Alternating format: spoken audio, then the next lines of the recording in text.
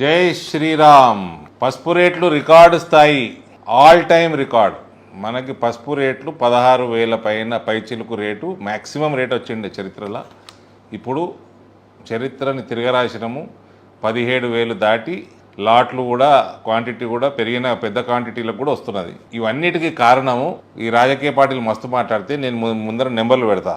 2019లో భారతదేశము ఎగుమతి 1,33,000 టన్నులు, 2023లో 1,71,000 టన్నులు, అంటే దాదాపు 38,000 టన్నులు మనం పెంచుకున్నాం ఎక్స్పోర్ట్.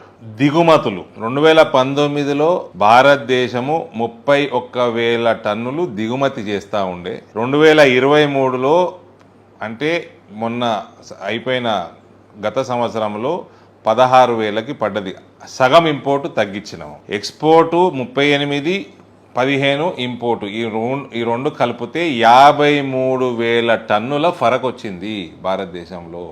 ఏదైతే పసుపుకి ఇది పెద్ద నెంబర్, చాలా పెద్ద క్వాంటిటీ కాబట్టి దానివల్ల మేజర్ డిఫరెన్స్. దీని వెనకాల పని ఏమున్నదండి, మన స్పైసెస్ బోర్డు పనిచేసింది, 1 డిస్ట్రిక్ట్ 1 ప్రోడక్ట్ కామర్స్ మినిస్ట్రీ కింద ఉన్నది, ఆ స్కీమ్ పనిచేసింది. ఓవరాల్గా నరేంద్ర మోడీ గారి ప్రభుత్వం ఎగుమతులు పెంచడం, అన్ని పదార్థాలు, అన్ని ప్రోడక్ట్స్ మీద ఎగుమతులు మీద దృష్టి పెట్టినందుకు ఇది మనకు ఇవాళ ఈ రేట్లు వస్తున్నాయి.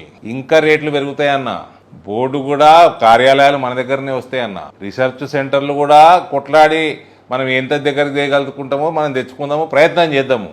అందుకనే నేనే ఇగోండ్రి పసుపు అంబాసిడర్గా, నన్ను ఢిల్లీలో ఎప్పుడో అంటున్నారు, నేనే చెప్తున్నా, పసుపు అంబాసిడర్ నేనే అన్నా. రాదే రాముల వారు దయతోటి రేట్ వచ్చింది, రాముల వారు అయోధ్యకు వచ్చిండ్రు, మనకి బోర్డు వచ్చింది. ఇక కృష్ణుడు తెచ్చే బాధ్యత కూడా మనదే. పసుపు రైతులందరినీ కూడా నేను కాషాయం కప్పుకోవాల్సిందిగా కోరుతా ఉన్నా. జై శ్రీకృష్ణ.